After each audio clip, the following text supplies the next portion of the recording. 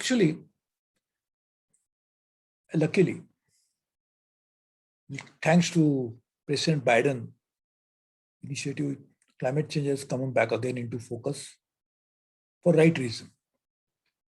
Otherwise, for some time, in the earlier administration, it was in focus for wrong reasons.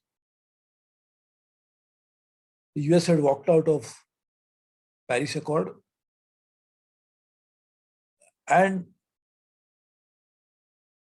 it was challenged whether climate change is a reality or not. That's old thinking. And in the predominant, some lobbies in the US and other places, we ought to keep spreading this false propaganda that climate change is not a reality, it's a hoax. So this is what was a prevalent mood for a long time. And now suddenly we are seeing that President Biden is not only taking it seriously. In fact, next week, there's going to be Secretary Kerry will be here. And he has appointed such a senior person, former Secretary of State, long-time senator, the presidential candidate as his envoy. So that shows the seriousness of it. Also, there's been a lot of action. The other day, I got a WhatsApp message from a friend, very senior minister in Saudi government.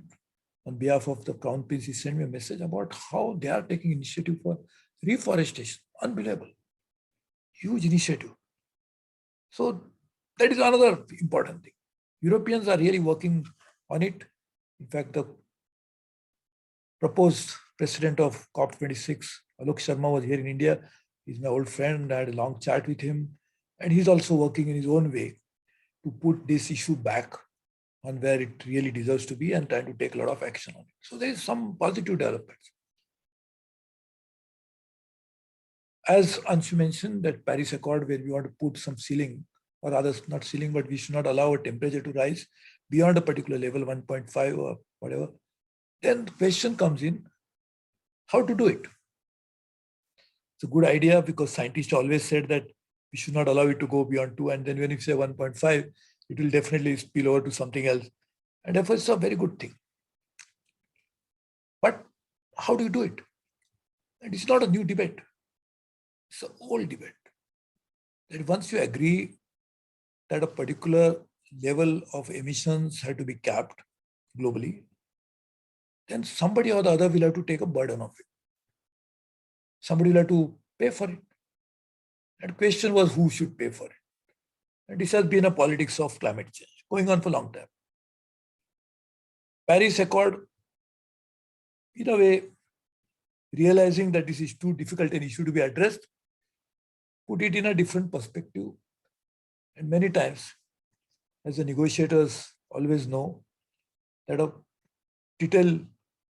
devil is in the detail. So this is the problem, is the fine print is very important. Now we have come to a stage where we cannot talk about generalities and we have to come to specifics.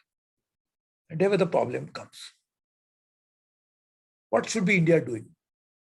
It's a very important question. Everybody is asking that question.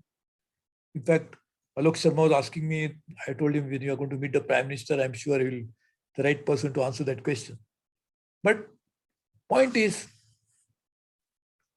if India decides to do anything, it has to be well thought of strategy. You must understand the consequences. And you should do everything that is possible, but you cannot commit to do something which is impossible. And I'm very glad that Arunabha has come out with this very interesting paper. Very good. But I think it's a very timely paper. So goes beyond the rhetorics and goes into specifics. Because ultimately, the emissions come from some sector. Emissions don't just happen from nothing. So whether from transportation sector, from building sector, somewhere or the other it is coming from. And if you want to reduce those emissions, to come to zero, we'll have to actually get into that issue as to how that sector is now going to transform so that those emissions will go away. That's how we'll go to zero. And before you go to zero, as is pointed out, of course, there's a peaking. Peaking has to happen. From there only we'll go slide down and then come to zero. So it has to be a practical approach, understanding whether it is possible. There's nothing wrong in committing, and that will be the disaster. See, in the climate change, I have been, at least from 1998, COP4, I have led India's delegation as an environment minister. It was in Buenos Aires. So I've been involved with it at least for last 23, 24 years closely. And I have seen at that time also, that commitments were plenty. We'll do this, we'll do that, hundreds of billions of dollars and what not. But nothing materialized. So this will be a disaster when particularly, and I was saying this, the good news is that everybody is talking right things. We should not commit something which is not commensurate with the reality and which is not in the realm of possibility of implementation. We should not commit something like this. At the same time, it does not mean that we should not do anything. We should not say that I am not going to do anything at all. It's nothing to know my business. As a responsible citizen, we have to do something. And incidentally, we are doing a lot. Among the G20 countries, India is the only country which has actually achieved what voluntarily we have decided to do. And if you look at our energy path, which is changing dramatically, over a period of time, we'll see some sea change. Now, there are two key elements to this. One is energy intensity, other is carbon intensity. Now, energy intensity in India's economy has been improving considerably over a period of time. It is not recently. It's not just because of climate change concerns alone, but many other reasons, including one of the reasons is, of course, inefficient infrastructure becoming a little better. So, getting into the commitment part as to how much we'll achieve, as rightly done in the research paper that is submitted by CEW, I think we'll have to go through the end users of it and find out how they will be able to change their own usage of energy, how will they be able to reduce their emissions, and what cost it will entail upon them. What is the financial cost? What is the social cost? Economic cost is something which can be evaluated. But social costs are very difficult to judge. Then there will be huge cost on that. For example, I'll just give an example, which is not today's debate, but I'm just giving an example. You know, one of the greenhouse gases is methane. There was a thinking some time ago, I mean, still there, I'm not saying it has gone, that dairying is a problem. So we should stop dairying. Other aspect of that is when you store water. I think Arunabha, you correct me if what I'm saying is right or not. I'm just speaking as I always do. I'm just based on my memory, and all of you are experts, so please correct me if what I'm saying. Water, if it is stored, is also emits methane. So when you are talking about getting into hydropower, which is the best, not the best, but better way to generate energy than at least fossil fuels. And all of it cannot be done through pump storage. That you cannot say, why do you want to store it? You can do it pump storage, or you can do it from run of the river. You can say that, but not always possible. So if you go for that, there's another methane gas issue. So question is, there's a social angle to it. Dairying, energy generated from hydro and other things. So we have to be very carefully examine it. We have to be first definitely doing more than what we are doing, no doubt about that. At the same time, we should try to commit something which is possible to be implemented. And in a setup that we have, see, we cannot actually, we are seeing today that in Maharashtra, government has announced, I think Bhairavi still lives in Maharashtra. I think, I think so. Now, luckily, I'm in Delhi, but Bhairavi is still stuck in Mumbai. And she'll tell you that today there has been an uproar. The traders are saying, we are not going to follow your lockdown, whatever happens. They're given 72 hours to the government of Maharashtra. So you cannot enforce something by force.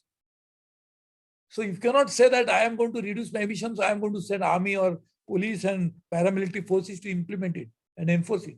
Is it possible? So therefore, we have to find out what is the best way to do. Then 2050, for example, and I'm not talking any numbers. Today is a general discussion. So I'm not deliberately saying something which is from the, and I'm also participating in it purely in my personal capacity and talking about it as just a general co-panelist amongst all of you. See, another thing is that in just 2005 or 30 years from now, there could be some phenomenal technological innovations and advancement. So that could change. No doubt about that. So, but today's known ideas, known technologies, what can we do? You should try to do it.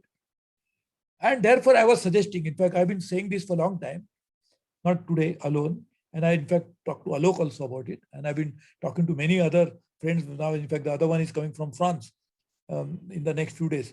So I've been talking to many people globally, including G20. I'm discussing this. I'm saying, why don't you do like this? Let the world come together, the best of the scientists. They came together for UNFCCC. Why not you create a similar organization for working on some of the technological breakthroughs which can change the dynamics of the emissions and also related issues. And to do that, bring best scientists, let them work together, develop technologies which should not be covered by IPRs. So automatically that can be used on a wider scale. It can improve it considerably, everybody will benefit. So here we are talking about politics by putting ball from one court to another court. You do more, I will do less, and therefore is going on. So rather than that, if you do something like this, it will be a paradigm shift. So technology will bring in a lot of changes. And we don't know exactly what kind of technology will be developed in next few years. And in fact, if the past is any guide, then every decade throws up some huge surprises, phenomenal changes. So I think if those changes happen in energy sector, it can be game changing. And therefore, I will give an example of Saudis, who are actually the biggest beneficiaries of this present ecosystem of what it means. In fact, there's a very interesting article I read yesterday in Bloomberg, very interesting, about how Saudis' rise happened thanks to the oil. But Saudis are thinking from another angle. They are saying, why not do for sequestration?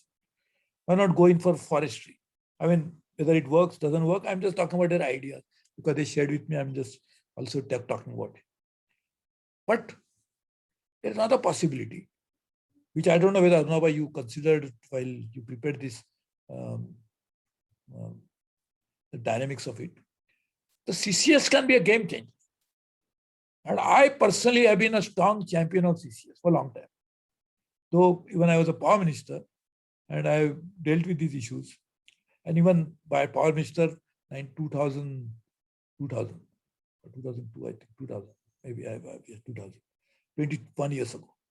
At that time, I was talking to people. I said, what is wrong in this? And there was a lot of, again, as we always happen, we are saying, why have this?